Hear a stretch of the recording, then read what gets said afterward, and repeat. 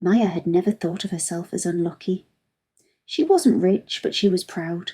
Every morning before sunrise, she packed her kids' lunches, ironed her uniform, and whispered a small prayer before stepping out of their tiny apartment. Her husband had left 2 years ago, leaving nothing but unpaid bills and a note that said, "I need to find myself." She had learned to find herself too, just without the luxury of disappearing. After months of scraping by, Maya moved in with her parents, hoping for shelter until she could stand again.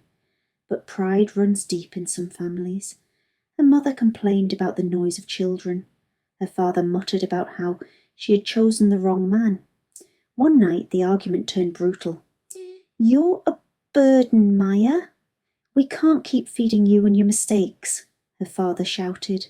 Her heart broke as her oldest child, Lily, clutched her hand and whispered, "Mummy, did we do something bad?" Tears burned her eyes, but she stayed silent. Pride wouldn't let her beg. By dawn, their few belongings were outside on the porch, 2 suitcases and a box of toys. Rain began to fall as if the sky itself wanted to wash away their place in that house. For 3 nights, Maya and her children slept in an old car near a gas station. The heater barely worked, and every morning she brushed the kids' hair in the rearview mirror, forcing a smile she didn't feel. She told them, "We're camping, sweethearts." This is our adventure.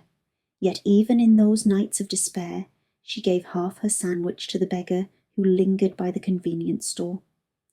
"You've got little ones," he said once, refusing the food. "I know," she replied softly, "but hunger shouldn't pick sides." Her flaw wasn't laziness or bitterness. It was believing too much in others and never believing enough in herself. On the 4th day, exhaustion forced Maya into a diner to warm up. Her kids coloured on napkins while she counted the few coins left. A kind waitress, noticing her trembling hands, quietly refilled her coffee and said, "Rough week, huh?" "Take this." She slid across the counter a folded pamphlet, a bright, tacky flyer advertising a charity raffle tied to a local store's anniversary. "Buy anything and you get a ticket," the waitress explained. "First prize, $200 million lottery entry bundle. It's ridiculous, but it gives people something to dream about." Maya laughed weakly. "I don't even have enough for breakfast." "Then breakfast's on me," the waitress said, "and maybe fate's listening." That small act of kindness lit a spark. On her way out, Maya found a crumpled $5 bill near the door, left behind by someone rushing to pay. For the first time in days, she hesitated between survival and hope.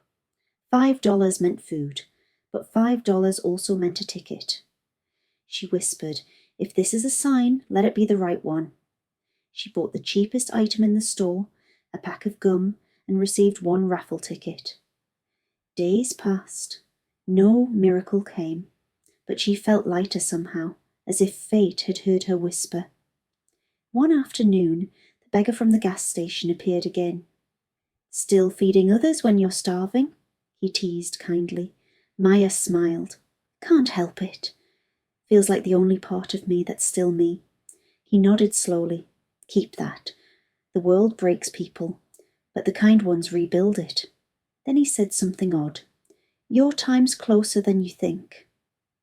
That night, as the kids slept, she opened her worn purse to find a note she didn't remember placing there. It read, "Hold on one more sunrise." The next morning her phone rang, a number she didn't recognize. "Is this Maya Rivera?" "Yes, this is from Evergreen Market. We're calling about your raffle ticket." She froze. "Did I win a toaster or something?" The voice laughed nervously. "Ma'am, you won the full bundle. Every lottery ticket included hit the jackpot. Total prize value, $200 million. Maya dropped the phone. For a moment, silence filled the car. Then her youngest, Ethan, whispered, "Mommy, why are you crying again?" She laughed through tears, because sometimes miracles show up late, but they still show up. News spread fast. In hours, relatives who hadn't called in years suddenly appeared. Texts, voicemails, apologies flooding in. Her mother came to the shelter she was staying at. "Sweetheart, we were worried sick." "You know we didn't mean those things." Her father even hugged the children. "Families should stay together," he said, smiling too quickly. Maya listened quietly. The beggar's words echoed in her mind. "The kind ones rebuild the world." She smiled politely and said, "You're right, Dad. Families should stay together. That's why I bought a new home. But not this one." The media loved the drama. Homeless mom becomes millionaire. She became the symbol of faith and patience. But Maya knew the truth. Wealth didn't change her. It simply revealed everyone else. Weeks later, she returned to the diner where it all began. The waitress was wiping tables. "I knew it was you." The waitress gasped. "Everyone's been talking about the miracle winner." Maya handed her an envelope. "Half of this is for the kindness you showed when I had nothing." Inside was a check with 6 zeros. The waitress protested. "I can't take this." "You can," Maya insisted, smiling, "because kindness deserves interest." As she left, the same beggar appeared by the door again. Cleaner this time, eyes bright. "Told you your sunrise was close," he said. Maya blinked. "Do I know you?" He smiled faintly. "Maybe." "I just pass messages for those who listen." When she turned to call the kids, he was gone. The mansion she bought wasn't for show. It became a safe house for single parents. Every month, she met women who looked like the old her, tired, scared, but holding on for their children. One afternoon, a woman named Tara came crying. Her husband had left, her job lost. "I'm nobody," Tara said. Maya smiled. "I used to believe that too." But nobody becomes somebody the moment they refuse to quit. The media eventually lost interest, as they always do. But Maya's quiet kindness built an empire of its own. One grocery card, one safe bed, one warm meal at a time. Her parents never truly understood how she could forgive them, yet keep distance.